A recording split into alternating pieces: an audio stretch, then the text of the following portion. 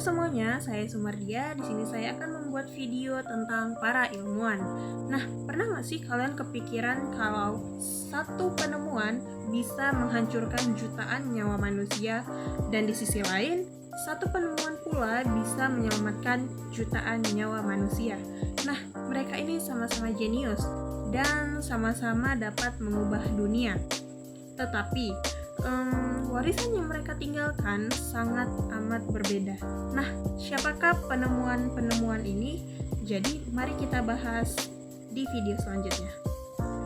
Pada tahun 1928, di sebuah laboratorium sederhana di London, ada seorang ilmuwan yang bernama Alexander Fleming.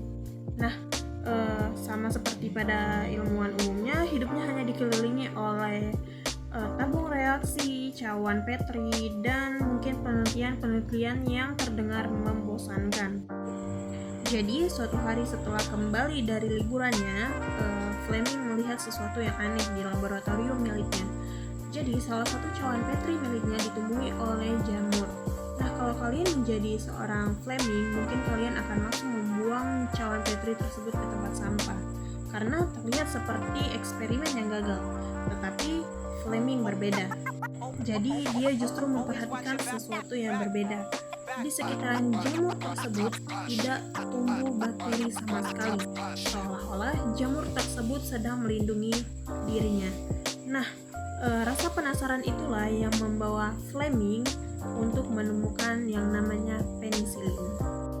Nah, pada saat itu belum ada yang sadar bahwasanya penemuan kecil pada laboratorium itulah yang dapat mengubah sejarah dunia. Sebelum adanya antibiotik, banyak orang meninggal hanya karena infeksi, mulai dari luka kecil di tangan, kemudian gigitan serangga, atau bahkan setelah operasi sederhana. Banyak orang yang berujung pada kematian, bukan karena lukanya, tetapi karena infeksinya.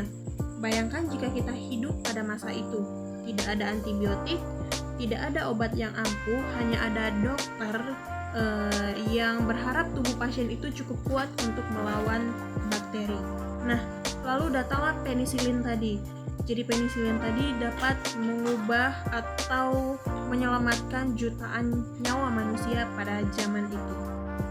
Karena penisilin tadi, tentara yang terluka akibat perang dapat kembali pulih, kemudian anak-anak yang sakit akibat infeksi dapat kembali sembuh. Bahkan hingga detik ini, antibiotik dianggap menjadi penemuan yang sangat penting pada sejarah dunia kedokteran. Nah, hal itu karena apa?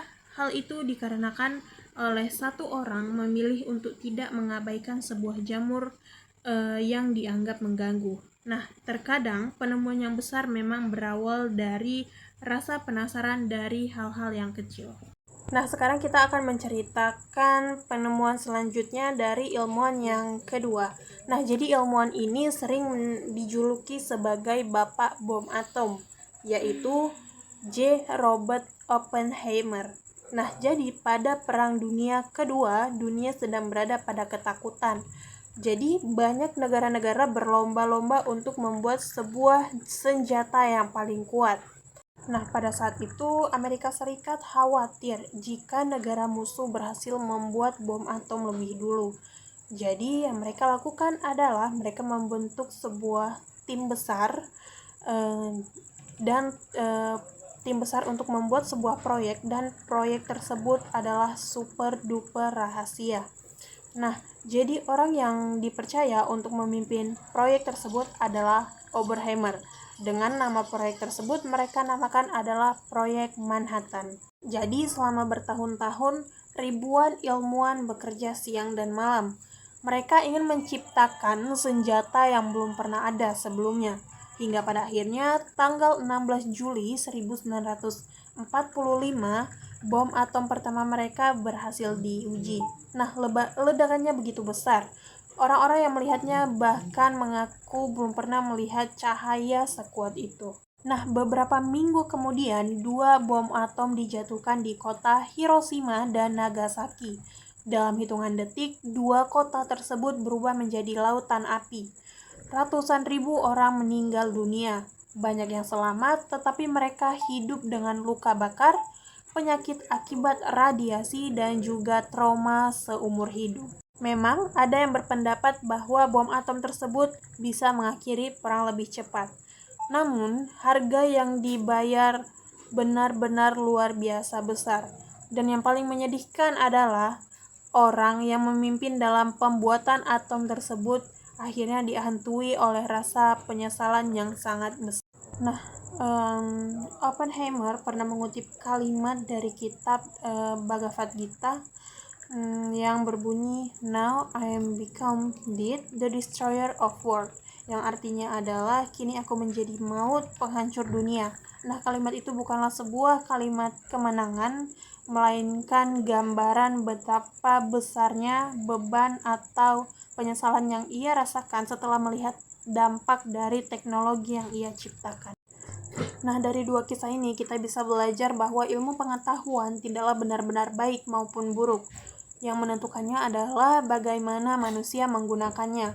Nah, sebuah penemuan bisa menjadi harapan bagi banyak orang, tetapi sebuah penemuan pula bisa menjadi bencana jika orang yang menggunakannya dengan cara yang salah.